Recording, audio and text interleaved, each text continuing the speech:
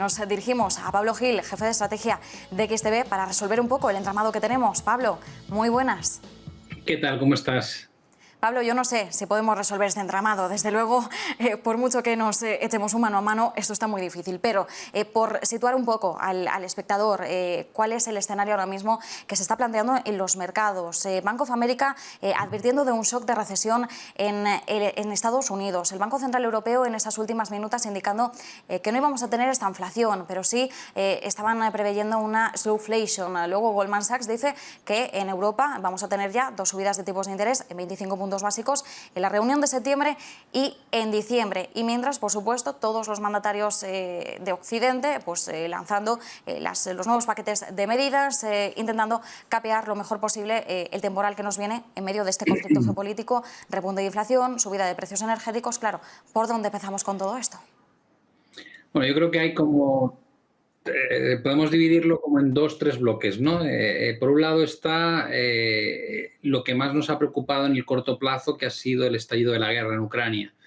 La incertidumbre sobre lo que va a pasar ahí es absoluta, nadie sabe exactamente qué pasa por la mente de Putin, pero sí parece o da la sensación de que el reenfoque que ha hecho el ejército ruso hacia la zona del Donbass, buscando esa unificación entre la península de Crimea y el Donbass, va a ser crucial, ¿no? Si consiguen unificar ese área, yo creo que sería muy razonable que lo siguiente que escuchemos por parte de Putin es que se han conseguido los objetivos que se perseguían, ¿no?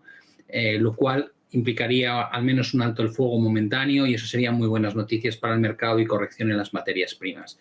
Otra cosa es que lo consigan, ¿no? Porque parece que el ejército ucraniano, con todas las armas que está mandando Occidente y Estados Unidos, está teniendo bastante más éxito de lo inicialmente previsto y tal vez la guerra en el este y sur de Ucrania pues tenga los mismos resultados que cuando intentaron tomar Kiev, en cuyo caso se puede alargar el conflicto durante más tiempo. Ahí no tenemos insight, ¿no? Es como decir, es imposible saber realmente lo que va a ocurrir, pero creo que caben las dos posibilidades. Por el lado de la situación económica, creo que no hay mucha duda, ¿no? Si el estímulo fiscal y monetario fomentaron tasas de crecimiento económico enormes y una recuperación de una recesión histórica en tiempo récord, la retirada desordenada, no nos olvidemos, lo que está haciendo Estados Unidos, o al menos lo que dice que va a hacer, es una retirada desordenada. Tuvo todo el año 2021 para haber llevado a cabo una política de subida de tasas de interés tranquila y lenta y una amortización de parte de su balance de bonos también lento y pausado, y como cuando han empezado a actuar ya la inflación estaba completamente desatada, pues ahora hay que recuperar el tiempo perdido. Es muy curioso porque el Banco Central Europeo todavía está en estas, ¿no? Es decir, reconociendo que la inflación se ha ido de madre, pero dando a entender que no tiene prisa, ¿no? Que no tiene tanta prisa. Pero los dos organismos y el Fondo Monetario Internacional, la OCDE, el Banco Mundial, el Banco de España, banca de inversión, todos están hablando de que va a haber una fuerte desaceleración económica. Ahora la pregunta es, ¿acaba en recesión el año que viene o el próximo o no?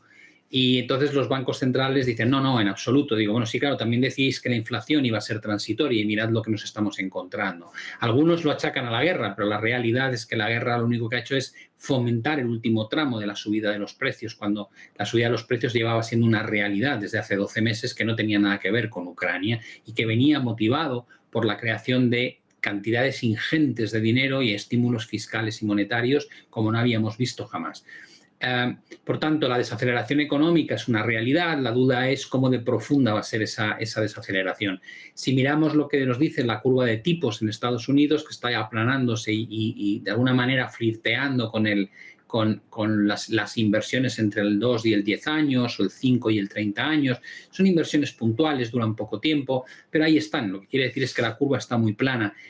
Tan pronto como la Reserva Federal a partir de mayo comience sus subidas de tasas, ahora mismo ya previstas en 0,50, casi con una probabilidad del 85%, probablemente este martes que tendremos el dato de inflación que sí va a recoger lo que ha pasado en marzo, la probabilidad de que asigne el mercado a que van a subir medio punto va a ser del 100%, ¿no? Porque yo creo que el dato de inflación va a ser un desastre, tal y como ha ocurrido en Europa. Por tanto, en este momento, lo que sí podemos decir es que nos enfrentamos a una desaceleración económica muy profunda que va a estar de alguna manera provocada por una retirada de estímulo desordenada. Sabemos más o menos que pretenden subir 7 veces las tasas de interés, pero ya se empieza a descontar que van a ser 9 veces, algunos incluso más agresivos. Ahí tenéis a Bullard hablando de que le gustaría tener los tipos de interés en el 5,5%, 5,5%, algo que a mucha gente le sorprende, pero teniendo en cuenta el nivel de inflación, pues lo único que está haciendo es aplicar un poco la regla digamos, de dónde tendría que estar el tipo de interés real, ¿no? Y por otro lado, tenemos el anuncio en las actas de la FED de que van a retirar a un ritmo de 95.000 millones de bonos al mes. 60.000 bonos soberanos, 35.000 bonos hipotecarios.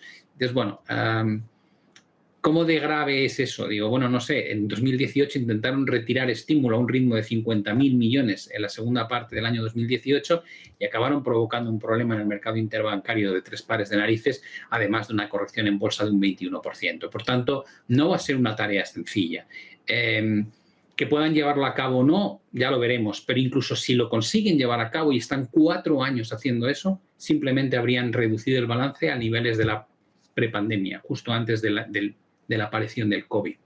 Lo cual nos da una idea de cómo ha sido de grande las compras. Y esta idea de deshacer el balance y subir las tasas de interés tan rápido, estamos viéndolo, como comentabais ya, la reacción en el mercado de bonos, ¿no? El bono 10 años cotiza con una rentabilidad del 2,7%. Es muy probable que esa rentabilidad, si nada lo impide, se vaya acercando cada vez más a los picos que alcanzamos en 2018, esas cotas entre el 3 y el 3,25, y ya sabemos lo que pasó entonces cuando el nivel de endeudamiento era mucho menor.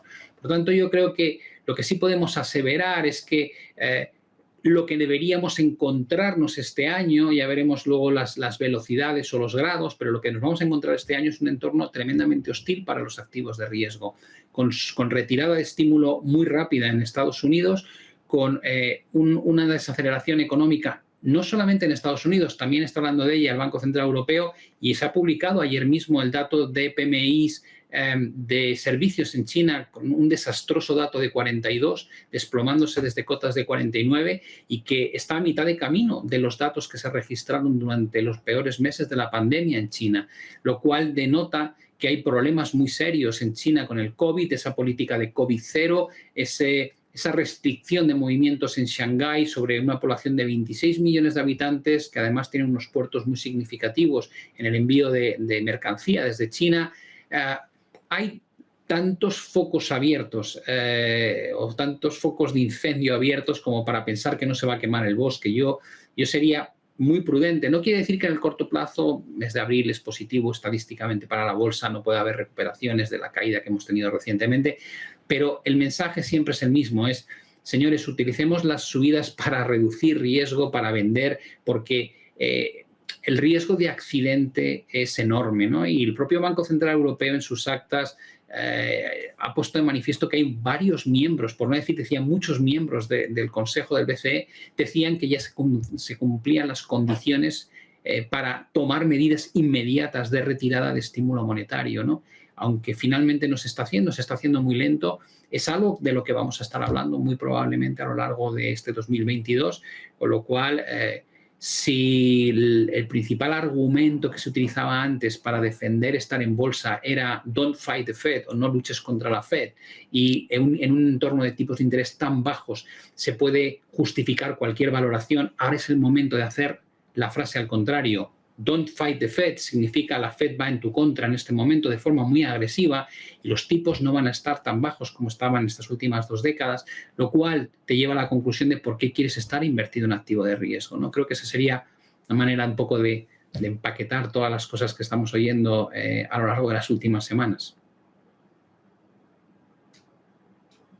Nos quedamos con ese entorno más hostil, como bien indicas, Pablo, para los activos de riesgo. Hablabas precisamente de, bueno, entre todas las claves, me quedaba con el diálogo que se ha abierto a lo largo de esta semana respecto a la transitoriedad de la inflación.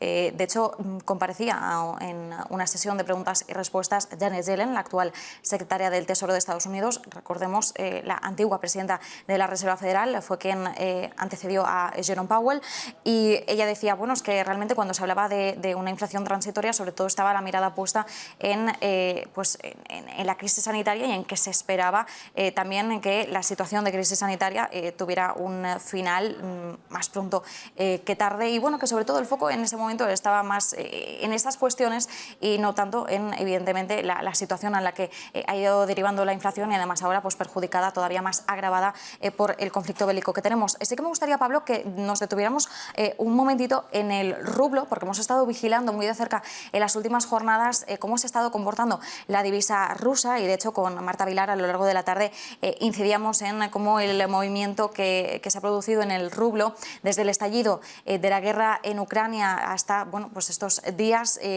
realmente es uno de esos que pueden pasar a la historia. Veíamos cómo se desplomaba desde los $80 80 rublos el dólar, perdón, cuando empezaba la guerra, pero después ha ido dando pues un empujón, y hemos visto cómo se ha situado de nuevo en los niveles preguerra, incluso por debajo de los 80 rublos el dólar. ¿Cómo has estado viendo tú el movimiento de la divisa? Bueno, yo creo que hay que tener en cuenta que el tipo de cambio del rublo contra otras divisas no es muy representativo, porque hay control de capitales. Es decir, hay una prohibición de convertibilidad del rublo, ¿no?, por muchos países que conforman, por ejemplo, la Alianza Atlántica, ¿no? Por tanto, cuando hablamos del tipo de cambio, hay que pensar que actualmente el tipo de cambio que ves no es realmente el tipo de cambio de mercado, porque no hay un tipo de cambio de mercado libre sin que esté intervenido. Es como hablar del tipo de cambio del yuan, ¿no? Y dices, bueno, tiene un control de cambios, te dejan que fluctúen un porcentaje por encima y por debajo de una banda. Yo creo que mientras haya esas restricciones y sanciones a la convertibilidad de divisas al rublo y viceversa, el tipo de cambio no representa mucho, y es muy fácil para el Banco Central de Rusia estar gestionando o manipulando ese tipo de cambio para que dé la sensación de que se ha vuelto a niveles prepandémicos. Pero probablemente, si un ciudadano intenta convertir sus rublos en dólares o en euros al tipo de cambio que estamos viendo en la pantalla, no lo va a conseguir. Es decir, creo que está, digamos, la parte oficial y la parte oficiosa, y creo que no tiene nada que ver una realidad con la otra. Pablo Gil, jefe de estrategia de XTB, como siempre, un placer, muchísimas gracias y buen fin de semana. Igualmente, que vaya muy bien.